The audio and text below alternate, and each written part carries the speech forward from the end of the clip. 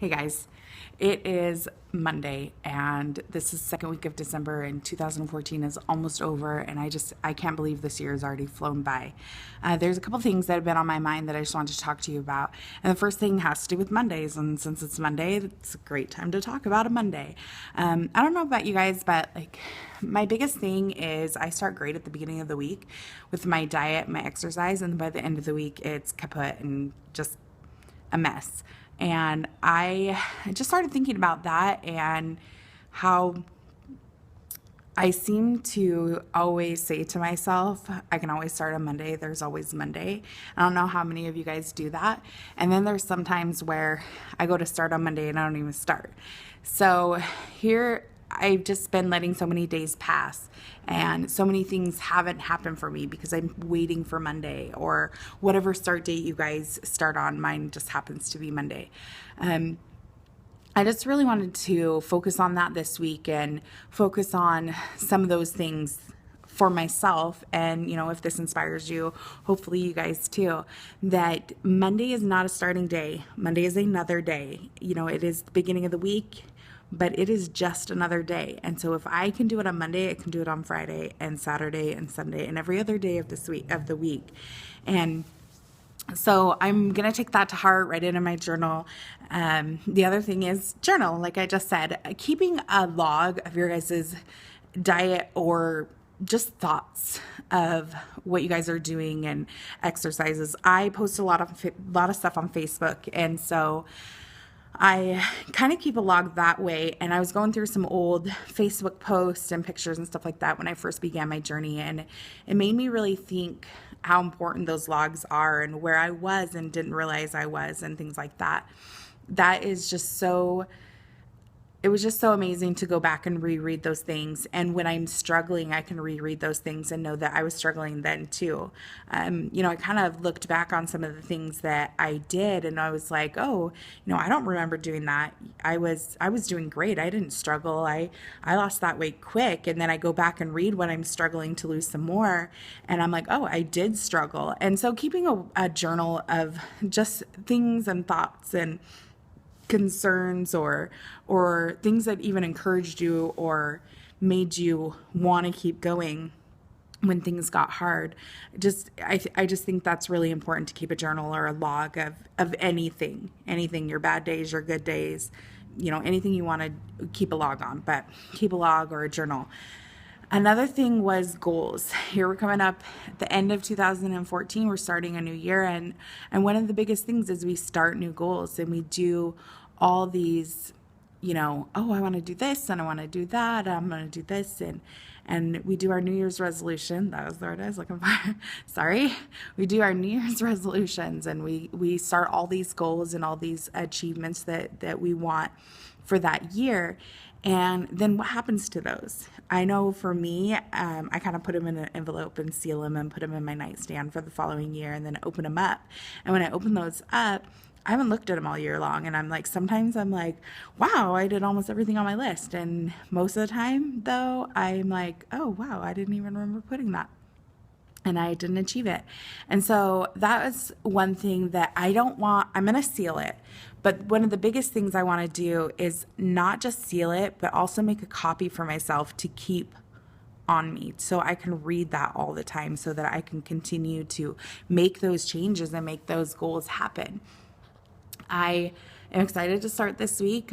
I'm excited to get going. My diet's going good. My exercise is going awesome. I feel great. But today, some of you probably already saw it on Facebook, like I have some pain in my foot and I did my 3.5 miles today. And then my foot, I realized was kind of hurting towards the end. And then when I got home, I realized why, because I had a huge blood blister at the bottom of my foot.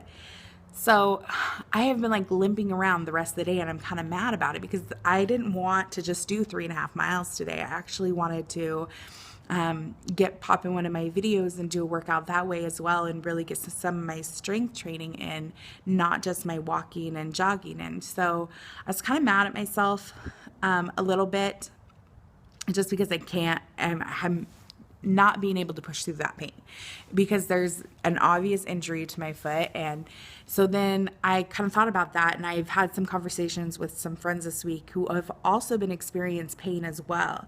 And I just wanted to talk about that for a second. For one, you need to know the difference between a pain that you can push through and an obvious injury that you need to just take a break. And then the other thing is, which I learned from watching Biggest Loser and getting to know Moses from season 10. I believe it's season 10. I could be wrong on that. But I got to meet him in 2010, which was really awesome. It might have been 2011. Actually, it's 2011 when I met him, which was really amazing to get to meet him. He's inspired me so much. I know he's inspired a lot of people throughout the world, and his family has been inspired by him. But I got to meet his family, such wonderful people, amazing people. But what the point of talking about Moses is that if you remember season 10, he had broken his leg. And I noticed on this season too, we had injuries as well. I think Blake, and then I'm not going to say his name because I don't remember it, but the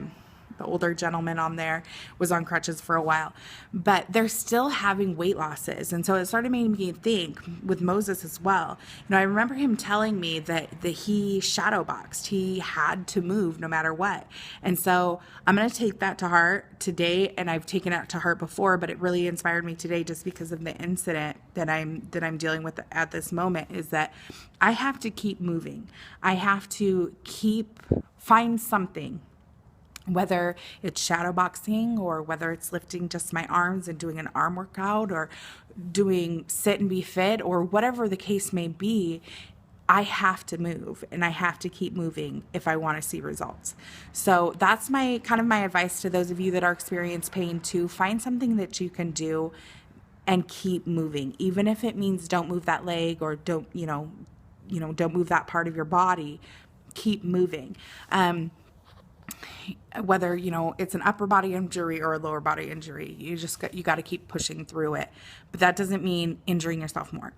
The other thing that I just quickly wanted to talk about, kind of brushing up on finding something that motivates you. For me, I'm sure most of you guys who are watching this already know, I love doing runs. I absolutely love doing 5Ks and mud runs and things like that.